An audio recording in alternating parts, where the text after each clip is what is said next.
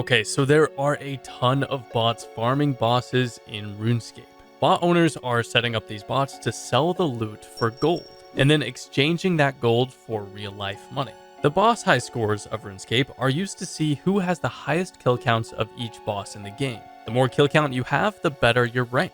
But something people have noticed is that the top ranks all have thousands of kill counts, but very few other stats that are used to play the game normally. These accounts just have the combat stats for killing that boss, nothing else. It seems that most, if not all, of the people on the top high scores for some of the wilderness bosses are bots. What do you think about boss high scores, given that the top page is mostly all bots? Comes to show that Jagex doesn't actually properly track in action bots. It's like the biggest proof in the world right there. Everyone knows that it's going on. There's no secret, and still nothing's being done. So either Jagex doesn't care to action it, or Jagex cannot properly detect it and truly thinks that they are just, you know, gold farmers. And now MintMadCow encounters one of these bots firsthand. Please tell me bots don't just come down here and steal your kill. Please tell me you're not just down here to steal my kill, bro.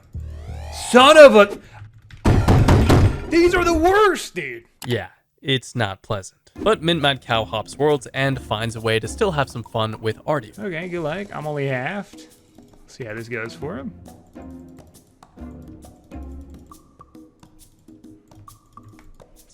Stack it with him. Nice, dude. I knew he was going to melee right there. Sometimes the game isn't so bad after all. So the boss kill count high scores are just now a way to track how poorly the cheating detection is in old school RuneScape, and it's become somewhat of a fun game to see how long these bots can go without getting banned. Now taking a peek into the Rev Caves, bots also exist here. Dankz07 is going against one of them, but fortunately bots are really dumb, so Dankz should have no trouble killing this one. Dead to a bot. Sit. It even knows to spec when the PKer has low health. We just really hope Jagex addresses this problem because the boss high scores are completely useless and it's affecting people's gameplay. And welcome to Runescape Chronicles. Don't forget to subscribe and turn notifications on. Not looking good for the Defender grind, boys. I had high hopes that we wouldn't go back-to-back accounts bad RNG, but it's looking like back-to-back accounts bad RNG. You can't help but feel bad for Faux after going dry on both. Sometimes all you gotta do is complain. Bassillaux kind of out here looking like a noob with that black d'hide, but maybe that's just how he likes it. He pulls out the Abbey dagger. Oh my god, I got it! Holy sh! Whoa! Holy sh! That was so savage, it should be criminal. Bam, I just got rich! Woo!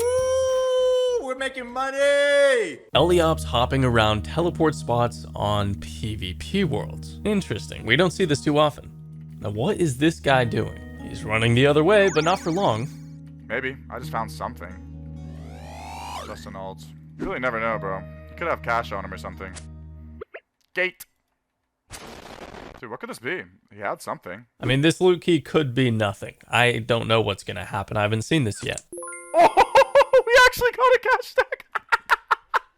Oh, okay, 7 mil. You know, it's better than nothing. PureSpam also on PvP worlds, but he's rushing with the harmonized orb into the AGS stack. He's just full HP 24/7, man. Such a rat. Let's see how it goes against this guy wearing tanky gear. Thank you. Money. Oh, beautiful. Back with Dankz again, and now he's trying to get his revenge against the bots. Let's see how he does. Oh, it's already low hit points. Relax. The only thing I'm scared of is TV running out. Man, what are you doing? And now checking in with the JMods on the Q&A, we have some updates on Shamanism and the Tithe Farm update. This week you can expect, drum roll please, Tithe Farm updates, woo! We're super excited to release these from Pole 79 very, very soon. Turns out they're both coming out this week. We did say in a blog post that we were going to be looking at refining shamanism no matter the outcome of sailing. So that shouldn't be a concern at this stage, but we're focusing on refining sailing because of the fact that this is the skill we've chosen to move forward from the skill picture stage. So you heard it here. Modlite confirms more work being done on Shamanism and the Tithe Farm update this week. And also on the official Old School RuneScape Q&A, the J-mods have gone into a sailing tech demo. Now, of course, this is not the final version of what it will look like, but it will give us a decent idea of how the mechanics will work. We're able to have groups of players aboard boats, which could open up lots of gameplay opportunities for multiplayer sailing content. We'd once again like to say that this video footage is purely a technical demo. Dude, I have been a big fan of the sailing skill, like, since day one. A lot of people were talking trash, and I was out here like, yo. And now that I've seen the navigation video and how it's gonna work, and it's not an instance, I'm pretty pumped. So there'll be a pet from sailing if that skill goes through. So if sailing is ultimately like not viable, I don't know. I think there might be a sailing pet. I think there's a chance. Probably not though. It's like weird. Like what would it be? A fucking boat that followed you. It also like has to make sense. Like I guess most right now the actual skilling pets make sense. They do make sense. Teej has received his Prifddinas desk mat and his setup is awe-inspiring. And take a look at this, he just got the beaver pet while AFKing some redwoods. Clearly the desk mats boost your RNG. Initially he got the wrong desk mat, which may have happened to some of you guys, but don't worry, you can keep that incorrectly printed one and we're sending you the correct desk mat that you actually ordered. All of these desk mats will be made members only on June 1st. So you only have till the end of the month to cop your own merch. Head over to rschronicles.com or check the link in the description to get a desk mat of your very own. No pets guaranteed. So everyone is anticipating the re-release of Bounty Hunter next week, but some of the rules are a bit, well, they're under discussion. Mandatory sculling just pushes so many builds out because they're not able to use, like, well, if they've got no prayer, they can't use them, you know, their stuff, or if they're a mage pure, they can't use harm and volatile, for example. I hope you can still unskull. I like unsculling sometimes, as long as there's more risk associated for having, like, you know, more items, and as long as you can freely skip people as well that are unskulled. You can have the choice if you're skulled, and that way it's not like, you know, annoying. You don't have to fight them, you can choose. And in case you're wondering if this guy knows his PvP, oh, it pitch swapped again. Unlucky. I don't think my maul's gonna hit anything, so. No way! Smited! Oh, 40 max maul! That's gonna be for so much! that was so lucky, but what's the loot? Oh, Caressy smite! And the blade! Dino's been fighting a high-risk PKer for hours. Hit by a very annoying bit of lag. Give me the freeze.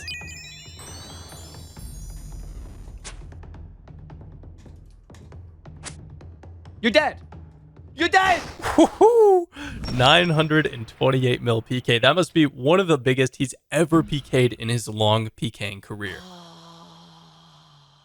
Mutz is about to be the second hardcore Iron Man to complete the Grandmaster combat achievements. That is, if he doesn't die. Good luck. Oh my god! I got it! No. Oh, with the sign! And now he'll have some extra drip to go with the helmet. If you guys didn't know, the wilderness bosses, well, they're pretty dangerous.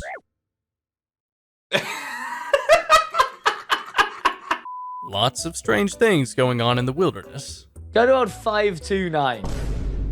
What the f was that? SkillSpecs makes it look easy to die. Faux shares his thoughts on some of the new sailing revelations. WSD movement or interface panels. However, based on community consultation, it became clear point and click is the way to go. Oh, thank God. The movement mechanics for sailing have been among the hottest debates for developing the new skill.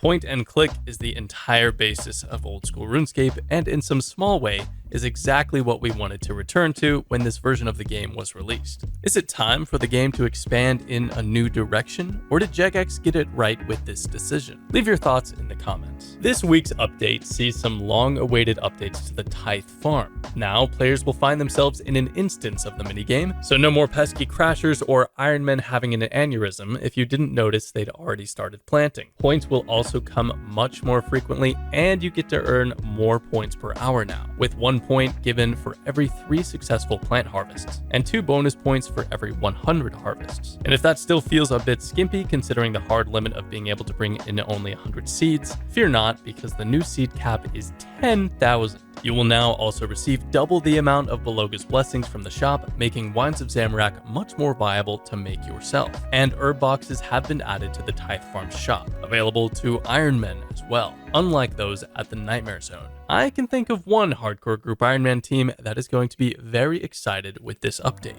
If anyone is gonna love the Tithe Farm update, it's the farmers. I'm gonna go try out this this new Tithe Farm stuff. I'm gonna check it out, see how it goes. Oh, it's awesome. That is a cash money idea there, brother. Did they make it faster, or do they change like how it works? A little bit of both. Kind of the point system. Yeah, so you used to get 26 points per round of 100. Now you get 35 for 100. Oh, nice. Yeah, there's no longer the threshold of 75 fruit to actually start getting points and then a bonus thereafter. You just get whatever you turn in, basically, with a bonus at 100. Based on a few Reddit posts, it seems that the Tithe Farm herb boxes are the same ones available at Nightmare Zone. Since Ironmen have never before been allowed to purchase those, here's a rough estimate. Each herb box is worth roughly 4,000 herblore experience if you're not planning on using Morental, Terramin, Guam Leaves, or Haralander. Is that worth your time? You decide. Do you think Irons could benefit from the Tithe Farm update with the herb boxes? I think so, yeah. And also, Jagex have added a sound cue to indicate when demonic gorillas have changed their attack style. Here's my thing. Gameplay should be fun before anything. It's a game, right? Counting in your head, 1, 2, 3. Is there other places that would benefit from audio cue changes? Definitely. There's a lot of things I could do. Had a unique sound when Ohm spawns, like for what phase he's going to be. You could have like a fire surge sound when he comes up for flame, or like a crystal, like Dink when he comes up, you know, something like that. Saeder seems to agree. I think it's a good thing that more bosses have audio cues to indicate mechanic. Yes, that's just like what any normal game should have. Dr. Burnz sees something that few of us will ever see. ZL, headshot. Collection logs. Oh, I got the dust! I got a disco! I got a disco! No shot. I got a disco! Oh my god, I got a dust disco! A metamorphic dust and a twisted ancestral kit. That's lucky. Odablock's hardcore group Ironman team is one step closer to the endless Slayer grind. Yes! Nice! Yes, bro! Go make that Slayer helm and get back to work. Those tridents aren't gonna drop themselves. I reckon I could do a mean Scooby-Doo laugh, you know, bro. I've never tried, man. Bro, I don't even know if I want to impersonate Nana. I'm not even gonna try. Try it, Skilly.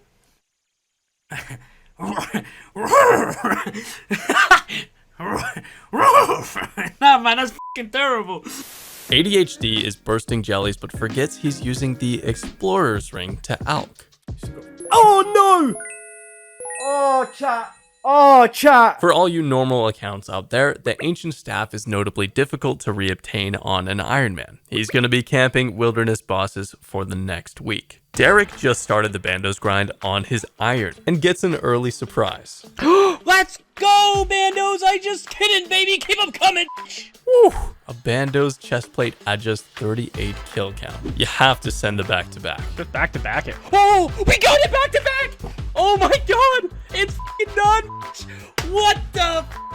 I don't even know what to do. Do I just run away? Do I keep going? Who needs those stupid boots anyway? Grab that hilt and hit the home teleport. You're already almost done. And we have a very special episode 200 coming out next, so make sure you're subscribed with notifications turned on because you do not want to miss it. Thanks to our new members, and I'll see you in the comments down below.